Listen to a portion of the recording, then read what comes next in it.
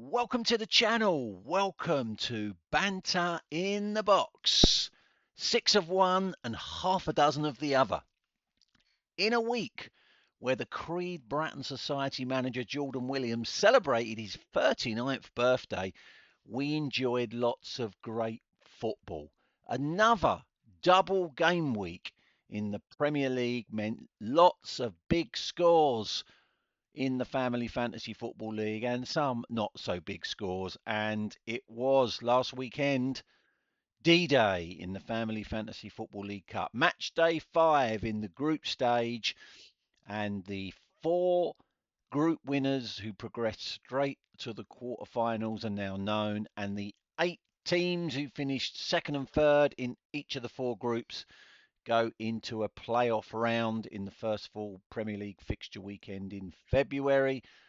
In this edition of Banter in the Box, I'll be revealing the game week 18 winners and losers. 4 winners all picking up a manager of the season point.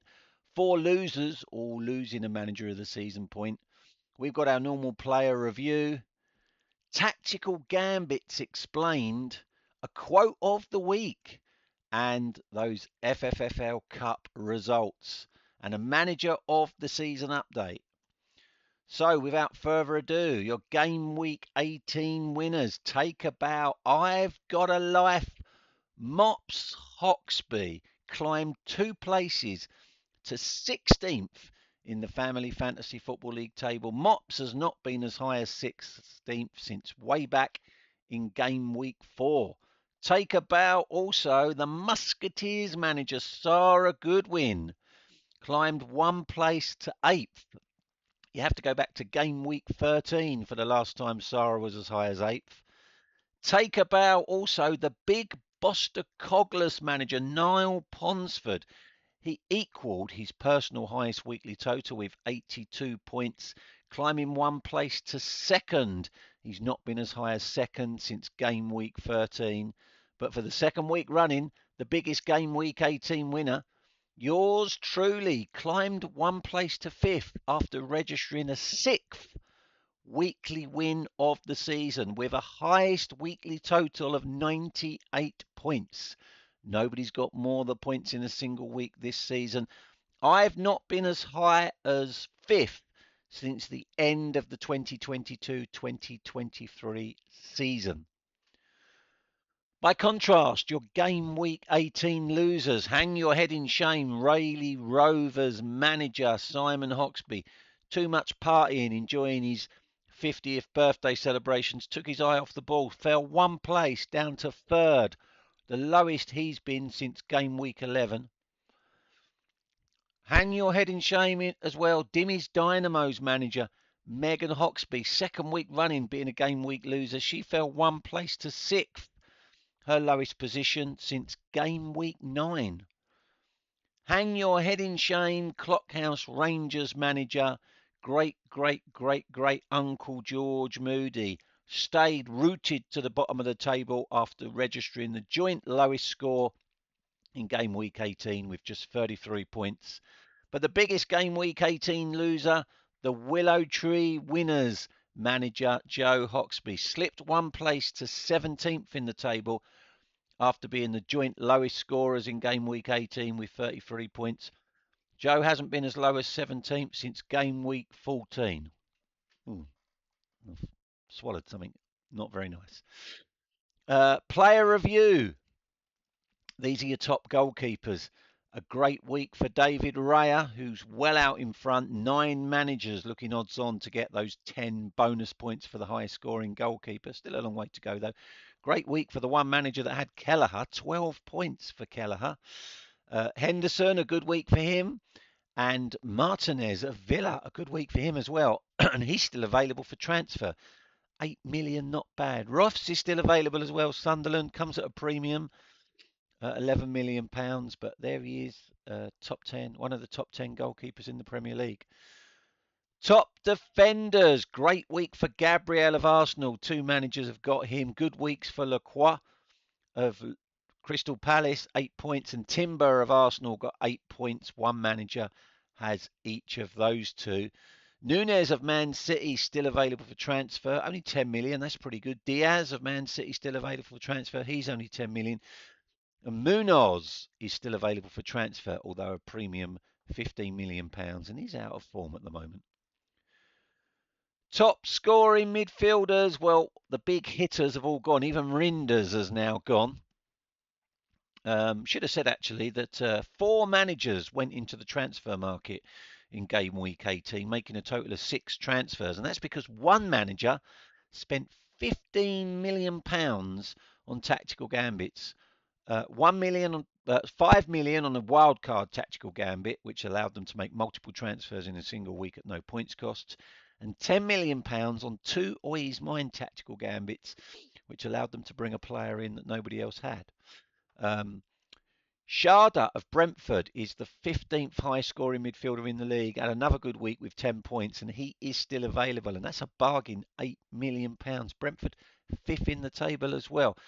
Great week for Guimaraes of Newcastle. Someone used to annoy his mind to get him, so 2 managers have got him now.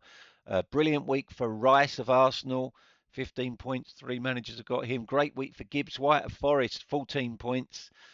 Just the one manager has him. Very good week for Barnes of Newcastle, 13 points. One manager has him. And your top scoring strikers, well, Thiago, 23 points this week. He's now the 3rd highest scorer in the competition. 3rd highest scoring striker in the competition. And someone else used to annoy his mind to bring him in this week. He's a bargain, £2 million, but 5 managers have him now. Another good week for Haaland, and he looks half the league have him, and they'll be pretty much sure that they're going to get those bonus 20 points for having the highest scoring player in the whole competition. A good week for Jimenez of Fulham, who's still available for transfer. Only £9 million. That's cheap for a striker. And Waltemada is now available for transfer, although comes at a premium £26 million. Watkins still available as well, 24 million, and Etikita of Liverpool still available for transfer, 25 million. So that's your player review. Now, Tactical Gambits Explained. I had an email from struggling Ostrich Bar Stewards manager Steve Maloney saying, asking me if I could explain the Tactical Gambits. So I did, and then I thought, well, maybe there's others out there that either didn't read the rules or read the rules but just didn't understand it. So I'm going to do my best to explain them. Every manager can purchase 4 tactical gambits, or 4 different tactical gambits throughout the season. The first is a wild card tactical gambit, which costs you £5 million. And this allows you to make multiple transfers in a single week. The rule is you can only make 1 transfer a week, but if you spend £5 million on a wildcard tactical gambit, then you can make as many transfers as you want. You can change all 11 players, and you don't lose any points for any of those transfers as well. Now, the caveat to this is you can only buy the wildcard once in a season. So once you've played it, you can't play it again. Now, on the league table tab that gets sent out in the stats each week, next to your name there will be your available budget. Everyone started the season with £80 million, but at the end of each month, those teams in the bottom half of the table get an extra £5 million to spend. So managers that have been in the bottom half of the table all season long are now sitting with an available budget of £105 million. So if you look at that league table tab, that will tell you how much your team could add up to. So let's say your budget is £80 million. If you wanted to spend £5 million on a wildcard tactical gambit, you could change all of your players, but as long as that they didn't add up to more than 75 million, you'd be good. Team can add up to 75 million. You spent £5 million on a wildcard tactical gambit to make all those changes. So if your available budget was 80 million, but you spent 5 million on a wildcard tactical gambit, it would take your available budget down to 75 million, and that's what your team could add up to. So you can do that once in the season. You won't lose the points first half of the season. Every time you made a transfer, you lost 10 points. As per the rules, since the 1st of January, you only now lose 5 points every time you make a transfer. But if you play a wildcard tactical gambit and change all 11 players, you won't lose any points at all for doing that. The other tactical gambit you have is an Oi is mine. Again, the cost is 5 million, and this allows you to transfer in a player that has already been selected by another manager. So if on the player tab in the available selection column it says no, that means normally under the rules you wouldn't be able to transfer that player in. But if you spend £5 million of your available transfer budget on an Oi is mine tactical gambit, then you can bring in a player that already belongs to another Premier League side. Each manager can only buy an Oi is mine tactical gambit 4 times in a season. Once you've bought 4 of them, you can't have any more. And then there are 2 cheaper tactical gambits. The first one is a Tommy Turncoat tactical gambit. This costs £2 million and it allows you to change your nominated club. So at the start of the season, everyone picks a nominated club, and that allows you to have more than one player from that club. But if you decide your nominated club isn't for you and you want to change it, then you can spend £2 million to change your nominated club, and that will allow you to then have more than one player from that new nominated club. But you can only do that if you've got one or less players from the team that was your original nominated club. You can never have more than 2 players from 2 different clubs. And the final tactical gambit is a mutiny on the bounty. Again, just £2 million. This allows you to change your captain without having to transfer out your existing captain. Normally, if you want to transfer, the only way of changing your captain, remember you get double points for captains, is to transfer out your existing captain and then decide who you want your new captain to be when you bring your new player in. But if you don't want to make any transfers, but you've decided you've got your captain wrong and you want to switch it to a different player in your team, you can buy a Mutiny on the Bounty tactical gambit for £2 million, and that allows you to do that. As always, if you've ever got any questions about any of the rules in the Family Fantasy Football League, the first thing I'd say is read the rules that were sent out at the start of the year. But don't hesitate to ask me any questions you've got around any of the rules. Now, quote of the week came from the current league leader, birthday boy, the Mad Hatter, the Creed Bratton Society manager. Those watched last week will remember when we did the FFFL Cup preview that the Creed Bratton Society had played all 4 of their group matches and were sitting 4th in Group 1, just outside the qualification places for the knockout stages. Nothing they could do, it was out of their hands. But I was facing Masters of None, and if I beat Masters of None by just 1 point, then that would take Masters of None out of the qualification places and put the Creed Bratton Society back in the qualification places. And Jordan, ahead of this weekend's games, posted this message in the Family Fantasy Football League Facebook group. Wishing you the best of luck in your final cup match, Jeff. We are all behind you, our merciful chairman. And just because we haven't had any much postings on the Family Fantasy Football League Facebook group this week, that earns the Mad Hatter 1 Manager of the Season point. It is appreciated, my friend. So, those cup results that you've been waiting for. Group 1. No happy endings, who were already out, having lost their first 3 games, beat Edie's 11, 25-14, and Masters of None, who needed a win, or at least a draw against Chairman's Choice, lost heavily, 47-23, which means the final group looks like this. Chairman's Choice top the group with 9 points, so go straight through to the quarterfinals. The Creed Bratton Society ended up finishing second, just ahead of Edie's 11 by virtue of having a bigger points for total. But it's the Creed Bratton Society and Edie's 11 that go through to the playoff stages, and Masters of None joins No Happy Endings in being eliminated from the Cup. Group 2 saw I've Got a Life going head-to-head with arch rivals Benny United, and they beat them 26 points to 21. Mark was telling me that he was going to forfeit the game, given I've Got a Life's recent ill health. but I think she beat you fair and square, Mark. And Greece Lightning were beaten by Anders FC, who's having a mediocre season in the league, but in the cup he's been doing fantastically well. 47-40 to Anders FC. So Group 2 finished like this.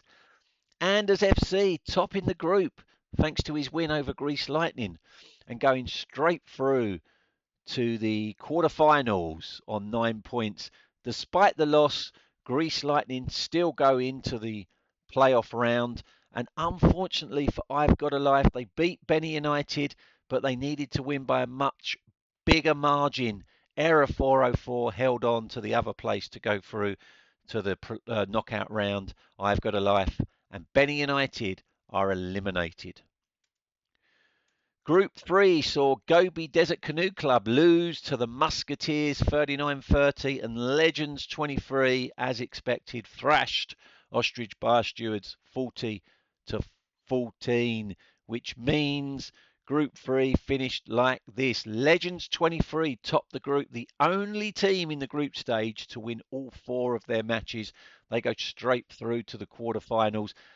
The Musketeers finished second on 9 points into the playoff round, and despite the loss, Gobi Desert Canoe Club held on to qualify for the playoff round because Ostrich Bar Stewards had to win to have any hope, and they didn't. The Willow Tree winners had already been eliminated after losing all 4 of their games. So Ostrich Bar Stewards and the Willow Tree winners eliminated.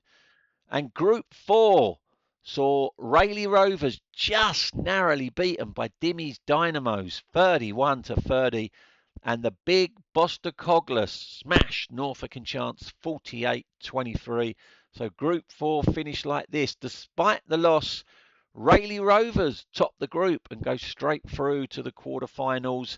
The big Boster Coglers finished second, and Dimmy's Dynamos, who got that win by just 1 point, finished third. All 3 of those teams finished on 9 points. It took goal points difference to separate them.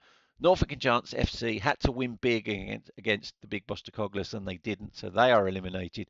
Clockhouse Rangers were already out, having lost all 4 of their games. So look out over the course of the next week for the draw for the playoff round in the Family Fantasy Football League Cup and the quarterfinals. That is coming your way in the next week. Who the fuck is that? It was worth 7 Manager of the Season points plus a bonus point if you could tell me which current Family Fantasy Football League manager was pictured there, and it's clearly got you foxed because nobody had a go this week. Or maybe there's no one just watching these Banter in the Boxes. Is anybody there? If one person had a guess and got it wrong, they would have got a Manager of the Season point by default just for being the only manager to have a go. So the Manager of the Season table looks like this. Top half anyway. Simon Hoxby drops to joint 8th for being a Game Week 18 loser. Mops Hoxby climbs to joint 8th for being a Game Week 18 winner.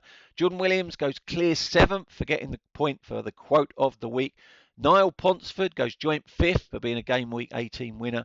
I go joint clear 4th for being a Game Week 18 winner. Sarah Goodwin closes the gap on Mark Benwell to 3 points for being a Game Week 18 winner. And Megan Hoxby stayed second, but is now 2 points behind Mark for being a Game Week 18 loser. And your chance to win a possible 9 Manager of the Season points, 8 Manager of the Season points if you can tell me which current Family Fantasy Football League manager is pictured there, and a bonus point if you can tell me the body part. Remember, 1 guess per manager per week. And that is it for this edition of Banter in the Box. Just a reminder, the FFFL Presentation Awards, this slide appears at the end of every Banter in the Box. Saturday, the 6th of June, kicking off at 1 p.m. Venue TBC. Hopefully going to be FFL HQ. Just got to twist the boss's arm. But if anyone else volunteers, obviously, we will consider another venue. But that's it. Until next week, take care, everyone. Bye-bye.